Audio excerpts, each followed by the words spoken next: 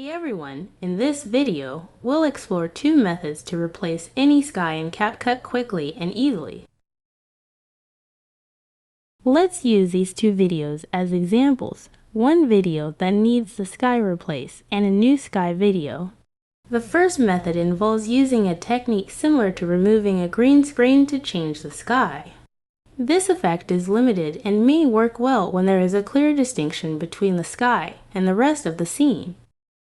First, drag and drop the new sky video onto the timeline. Then overlay the video that needs the sky replaced on top of it.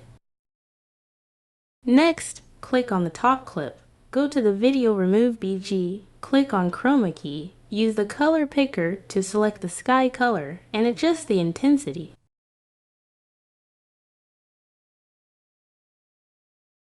That's it for the first method. Now, let's move on to the second method. First, drag and drop the video that needs the sky replaced onto the timeline. Then overlay the new sky video on top of it. Click on the top clip, go to the video mask, and select the horizontal option. Adjust the position of the mask line as needed and add some feathering.